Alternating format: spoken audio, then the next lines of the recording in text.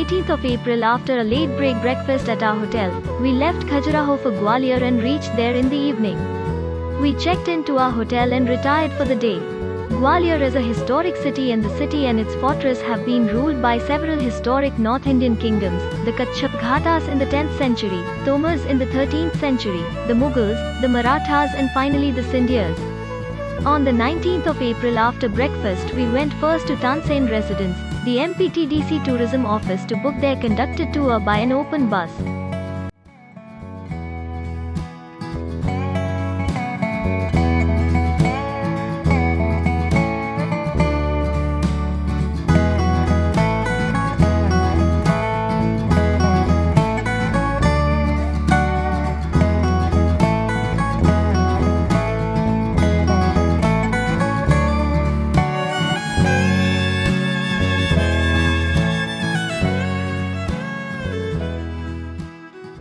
Our first destination was Vivaswana Surya Mandir.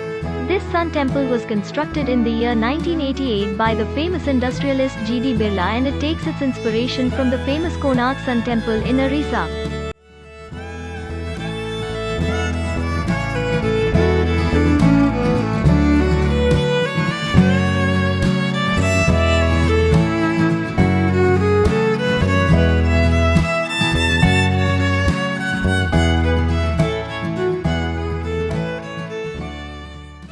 Our next destination was the mausoleum of the 16th century Sufi saint Ghaus Muhammad and the tomb of Mir Tansen, a singer and one of the Navratna of the Mughal Emperor Akbar's court.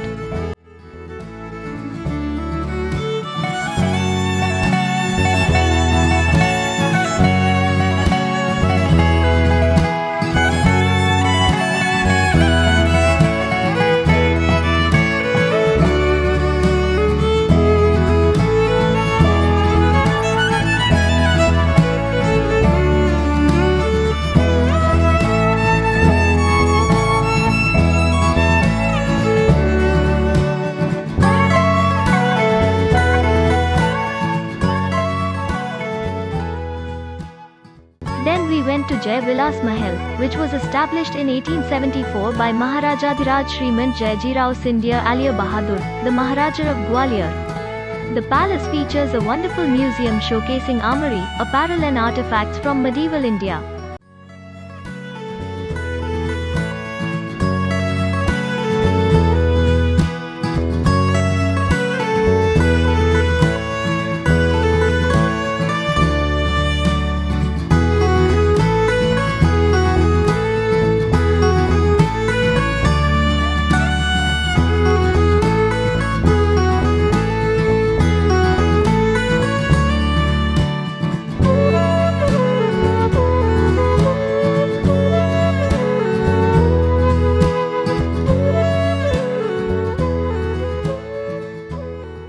We then proceeded to visit the Gwalior Fort on the hilltop.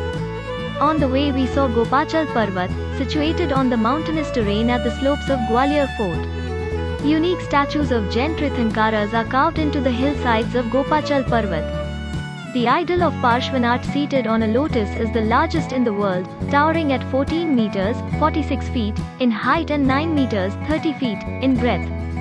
There is a series of 26 Jain statues in a single line, built between 1398 and 1536 by Tomar kings. At the heart of Gwalior is a grand fort built during the Tomar dynasty. This structure was reputed to be one of the most structurally sound forts of India, having been improved by Raja Man Singh Tomar where a previous structure existed. This fort's architecture is unique and displays Chinese influence on Indian architecture, as is evident from the Chinese dragons have been crafted at the hilt of the pillars. Within the fort are some marvels of medieval architecture.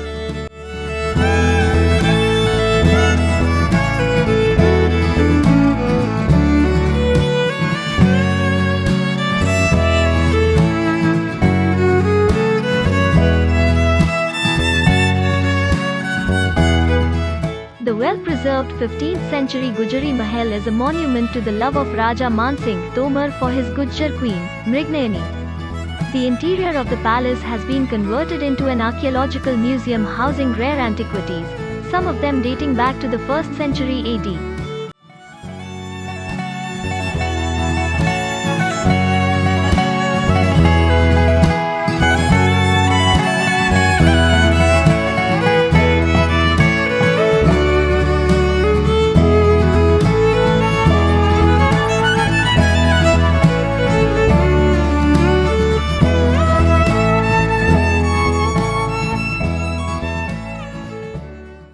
Sasbahu temples within the fort complex allure not only devotees but also the tourists with its artistic value. The temples are dedicated Lord Vishnu and are built adjacent to each other.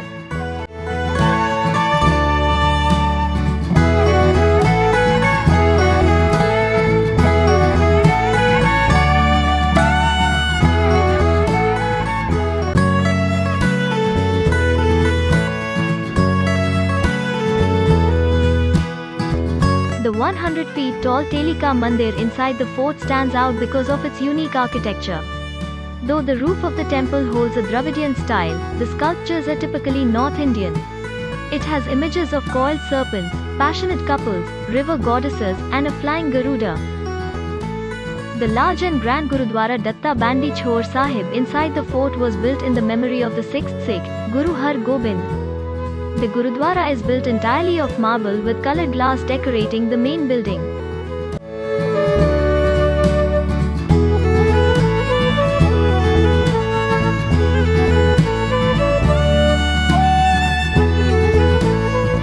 We finally enjoyed a beautifully designed light and sound show with the fortress in the background, telling the tale of the fort.